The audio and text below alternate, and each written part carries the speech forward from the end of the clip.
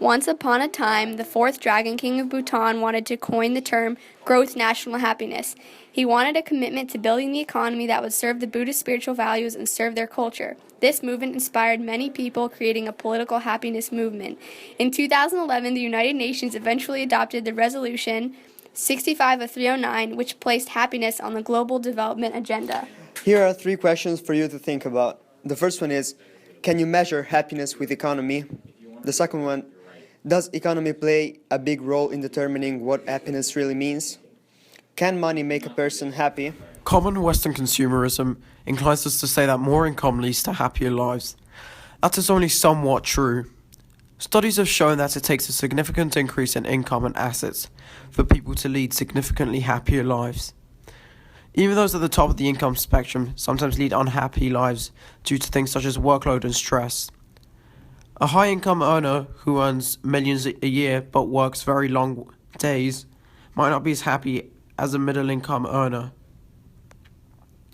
A misconception towards the idea of adopting a gross national happiness is that it is quantified on a scale similar to country GDP or HDI.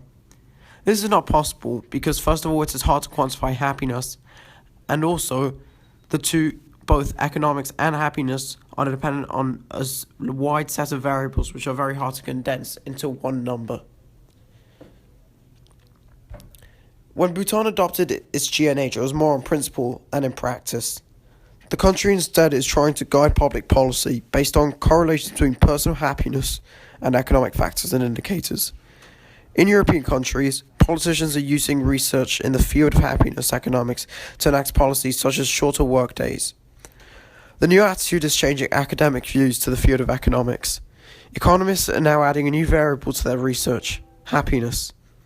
Universal happiness may be unattainable, but the field of economics is approaching it as an aspiration just for now. In areas of economics such as taxing, the idea is not, do people want to pay this tax? It's, will this be good for the common welfare? When policymakers consider a cigarette tax, for example, they don't think, do people want to pay the cigarette tax? And will this lead to people being happier or sadder because they have to pay more for their cigarettes? Instead, economists are considering, do people want to quit smoking, and will this help them to do so, and in the long run, contribute to the general welfare? Lots of people are worried that when you ask someone, how happy are you, they'll either overshoot or undershoot the question. However, research in psychology has shown that people typically answer the question rather accurately. And in terms of statistics, the probability of someone saying that they are happier than they really are or sadder than they really are usually cancels itself out, and we can identify general trends in the statistics. While money isn't the only factor in determining happiness, it is an important role that government and economists are taking into account more and more every day. Ask yourself, does money make you happy?